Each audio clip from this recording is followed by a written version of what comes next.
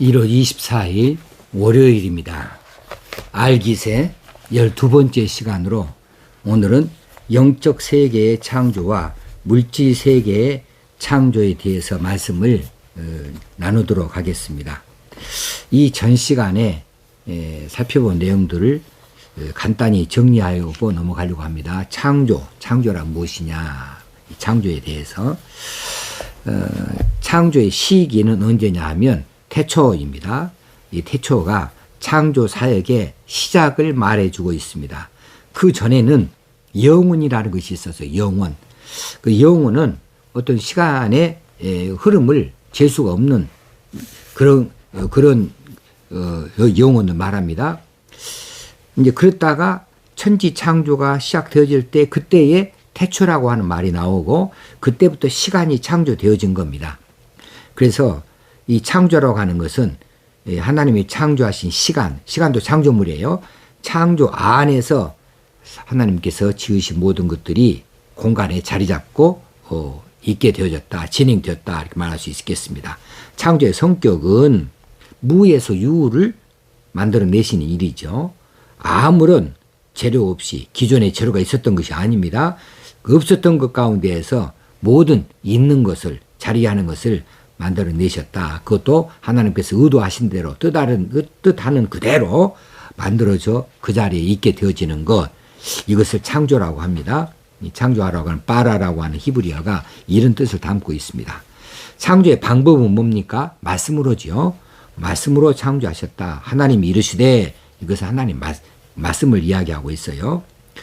하나님께서는 말씀에 무한한 힘을 동반시켜 주셔서 만물을 발생하게 창조해 내셨습니다. 네 번째는 창조의 목적은 무엇일까? 하나님 자신의 영광입니다. 하나님의 자신의 영광을 나타내시기 위해서 이 전 시간에 살핀 바가 있죠. 여기에 반대하는 학자들이 있어요. 어떤 학자들은 창조의 궁극적인 목적을 인간의 행복에서 찾으려고 합니다. 하나님은 스스로 완전하시기 때문에 하나님께서 스스로를 위하여서 뭔가를 하실 일이 없다. 창조하실 일도 없고 궁극적인 어떤 목적을 자신 위하여서 삼을 수 없다고 말하는 거죠. 그런데 이것을 생각해 보면 그것은 합당치 않은 것을 알 수가 있어요. 자, 하나님이 인간으로 해서 존재합니까? 인간이 하나님으로 해서 존재합니까? 하나님이 인간으로 해서 존재할 수는 없잖아요. 하나님 뭐가 아쉬워서? 하나님이 인간으로 해서 존재하지 않거든요. 그러기 때문에 그들의 말은, 이 학자들의 말은 옳지 않고요. 인간이 하나님을 위해서 존재한다는 사실을 생각한다면 창조의 목적이 피조 인간인 그 인간의 행복을 해서 찾을 수는 없는 것이고, 그것이 또 궁극적인 목적도 될 수가 없는 겁니다. 성경은 하나님께서 자신의 영광을 나타내시기 위해서 세상을 창조하셨다고 여러 군데서 말씀하고 있습니다. 이사야 43장 7절을 참고해 보세요. 자, 오늘은 영적 세계의 창조입니다. 그리고 물질 세계의 창조예요. 자, 하나님께서는 첫째 날 창조하실 때에 물질계만 창조하신 것이 아니고 영적 세계도 창조하셨다. 이것에 대해서는 우리가 좀 잘 알지 못하고 있는 내용들이 되겠어요. 하나님께서 천사를 창조하셨습니다. 어떤 그 우리들은 이 천사에 대해서도 이렇게 부정적인 입장을 많이 가져요. 형체도 없다. 근데 천사들은요, 인격적 존재예요. 인격적 존재라면 지정의를 가졌다는 말이에요. 그러면서 동시에 영적인 존재입니다. 천지 창조 첫날에 영의 세계가 창조되었는데 하늘을 지으셨다 할 때에 하늘은 영의 세계를 말합니다. 동시에 우리가 쳐다보는 이쪽 하늘, 물질적 하늘을 함께 말하기도 합니다. 그래서 영의 세계는 하늘 창조에 속하게 되어져 있지요.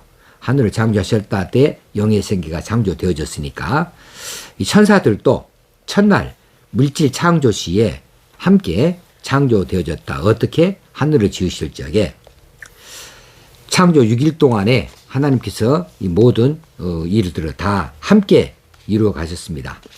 자, 천사들에게도 계급이 있습니다. 그룹, 스랍 이런 단어들이 성경에 등장하고 천사장이라고 하는 것도 등장하지요. 그룹이라고 하는 말은 그룹에 해당하는 이런 계급은 하나님의 권능과 위엄과 영광을 계시하면서 하나님의 거룩성을 호위하고 있는 것이 그룹의 계열이에요. 스랍들은 또 있습니다. 스랍은 우리가 이사야에서 보면 스랍이란 말이 많이 나오죠.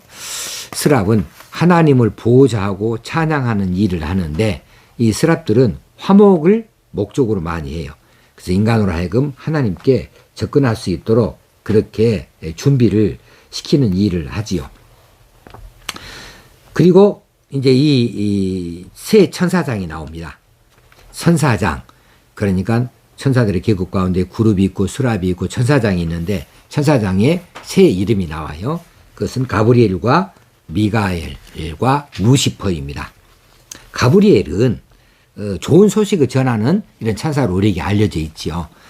예수님의 탄생 기사, 혹시는 또 세례 요한의 탄생에 대해서 알려줄 때에 이 가브리엘 천사가 그 역할을 했기 때문에 좋은 일을 전해주는 그런 천사다. 그럼 나쁜 일을 말해주는 천사도 있겠습니까? 그건 아니고요. 아무튼 이 천사가 하나님의 신분을 끊어서 신적 계시를 인간들에게 전달하는 일을 한다. 그리고 그 일에 대해서 그 계시를 해석해 주기도 한다. 누가복음에 보면 그런 내용들이 많이 나와 있습니다. 예수님을 말할 때에도 그 이름을 예수라 하라, 아들을 낳는다. 그리고 세례 요한의 탄생을 사가랴에게 말해줄 때에도 나는 하나님 앞에 서 있는 가브리엘이라 이 좋은 소식을 전하여 네게 말하라고 보내심을 받았느니라 해서 세례 요한이 이 출생에 대하여서 알려주는 역할을 하지요. 가브리엘 천사가 있고요. 그다음 미가엘 천사는 전투하는 그런 그 병사입니다. 전사, 용감한 전사입니다. 하나님 백성들의 대적, 그들을 향하여서 나가서 싸우는 여호와의 전투를 대행하는 용감한 천사로서 그 밑에 이 미갈이라는 천사장 밑에 천사들로 구성되어지는 군대들이 있죠. 예수님께서 십자가상에서 그 말씀을 하신 적이 생각이 납니다. 내가 하늘엔 천사를 부르지 못하는 줄 아느냐. 그때 바로 이 미가엘 천사와 그 밑에 있는 군사들을 천사 군사들을 말하는 것이겠지요. 자, 그 다음에 이제 이 두 천사들, 이 가브리엘 천사와 미가엘 천사, 이 천사들 원래가 천사들이 이 일은 뭐냐 하면 하나님을 곁에서 계속적으로 하나님을 찬양을 하는 일이고 하나님의 그 계시를 세상에 전해주기도 하고 그렇죠. 그리고 또 구원받은 자들을 보호해요. 그리고 교회 안에 머물러 계시고 또 성도들이 죽으면 아브라함의 품으로 인도하기도 합니다. 누가복음 16장 22절에 그리고 하나님의 특별 계시를 전달하기도 하고 하나님의 축복을 전달하기도 하고 그리고 하나님의 대적들에 대한 심판을 집행합니다. 이거 미가엘 천사가 하겠죠. 예. 그리고 이제 마지막 천사장 루시퍼가 남았습니다. 루시퍼도 원래는 좋은 천사였어요. 천사장, 선한 천사장인데 루시퍼가 타락을 했습니다. 그래서 악한 천사가 되어버렸습니다. 그래서 천사들 중에는 하나님을 대적하고 하나님의 일을 방해하기를 즐겨하는 이런 악한 천사도 생기게 된 것이죠. 원래는 선하게 창조되어졌지만 그들의 본래의 위치, 지위를 지키지 못해서 악한 천사로 전락했으니까 하나님 탓이 아니에요. 그들의 탓이에요. 자, 루시퍼 천사장은 원래 예배와 찬양을 담당했어요. 얼마나 소중한 임무를 부여받았습니까? 그런데 타락해가지고 사탄이 되어졌어요. 그리고 이 사탄이 예배를 담당했던 이 루시퍼가 타락하여서 사탄이 되어졌다. 이 사탄은 하나입니다. 딱 하나예요. 복수형이 아니고 사탄들은 없어요. 사탄 하나예요. 왜? 루시퍼 천사장 하나니까. 이 루시퍼가 나중에 타락의 사탄이 됐으니까. 그러면 이 사탄은 또 누구냐 하면은 죄의 창시자죠. 죄를 짓게 하는. 그래서 사탄과 그 추종자들, 사탄도 또 추종자가 있습니다. 그래, 이 귀신들이고 마귀들이 이제 바로 그 추종자들입니다. 그래서 귀신은 많아요, 수가. 또, 마귀도 또 수가 많아요. 사탄은 하나이지만 그들은 함께 하나님을 반항합니다. 하나님의 권위에 그들이 도전했어요.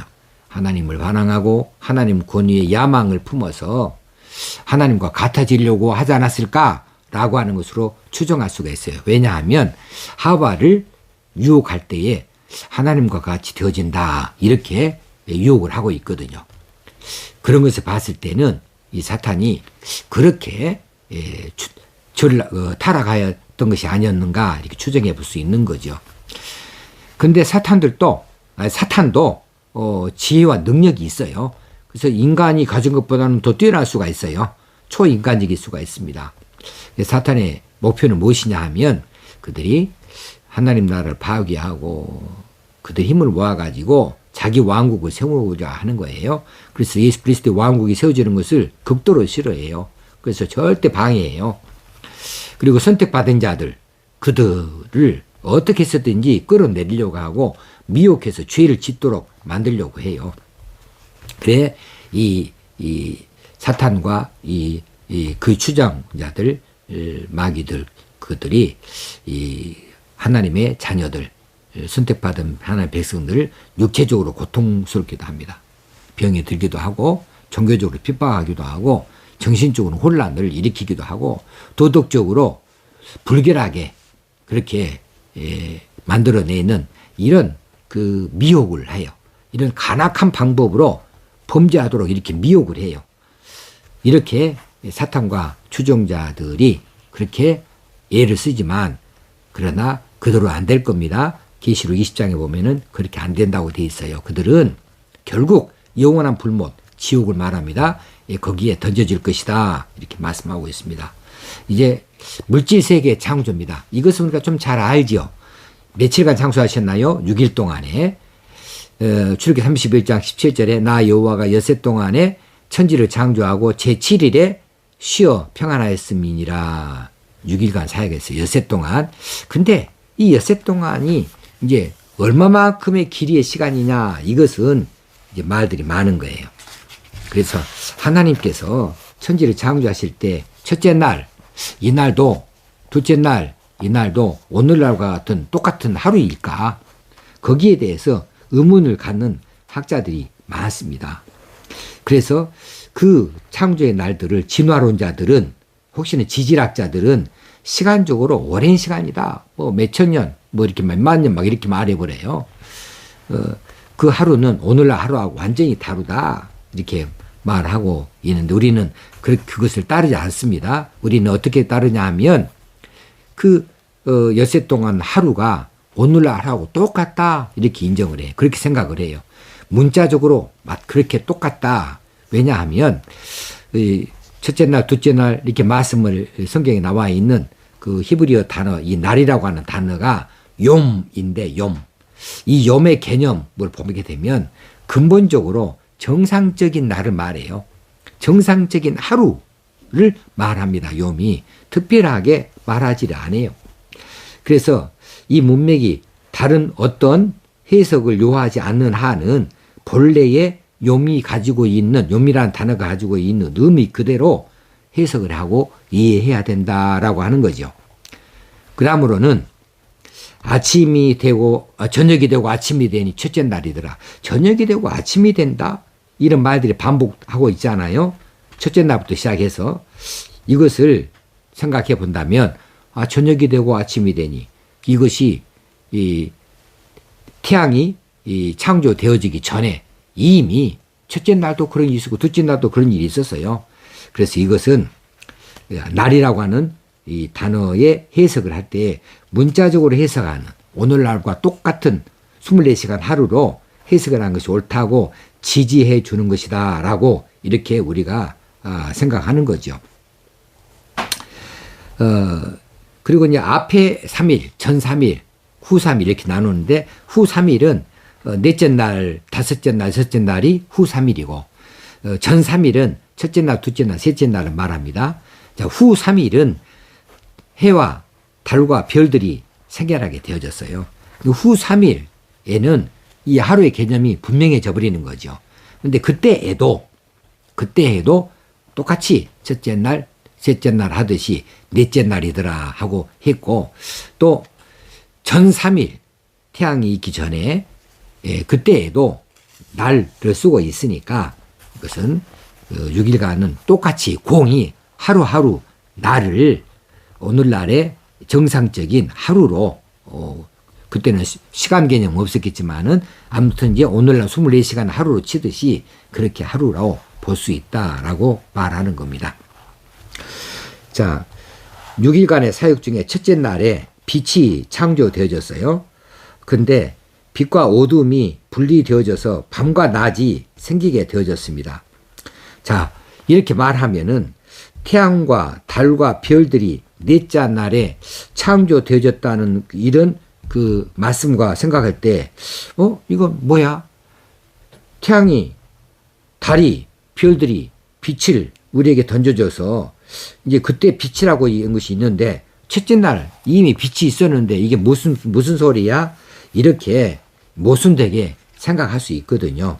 그런데 그 첫째 날에 빛이 창조됐다 할 때에 그 창조는 빛 자체가 아니라 빛을 운반하는 운반체였다는 사실이죠. 빛을 운반하는 운반체. 근데 그것도 빛이라고 말하고 있고, 이제 넷째 날에 해와 달과 별들이 있는데 잘 아시는 대로 달과 별은 스스로 발광체가 아닙니다. 태양의 빛을 받아서 반사해서 우리에게 보여주는 것이지요. 태양만, 해만 발광체인데 이 발광체도 빛을 운반해 주는 것이 우리에게 있지 않았다면 우리에게 전달이 안 됐을 거예요. 그런 개념에서 첫째 날에 빛이 창조됐다를 이 태양의 빛으로 혼돈해서는 안 됩니다. 그걸 혼돈해버리면은 이제 모순이 돼버려요. 첫째 날과 넷째 날이. 그걸 잘 살필 수 있어야 되겠습니다. 둘째 날의 이유는 무엇이냐 하면 분리하는 일입니다. 궁창을 하늘이죠. 하늘을 만들고 물이 궁창 위의 물과 아래의 물로 나누도록 하는 일을 하셨고, 셋째 날에도 분리해요. 바다와 땅이 분리되어졌습니다. 그리고 풀과 나무와 식물들이 창조되어졌고요.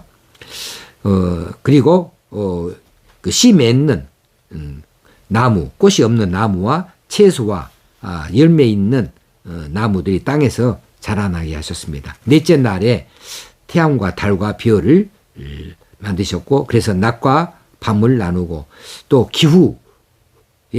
기후와 상황의 징조를 나타내셨고, 계절과 날과 연안에 계속된 것들을 결정해 하시도록 그렇게 했습니다. 다섯째 날의 사역은 공중과 물속에 있는 새, 물고기 이런 것들을 창조하셨고요. 마지막 날에는, 여섯째 날에는 이제 인간을 창조하셨고, 그다음에 동물들을 창조해 주셨습니다.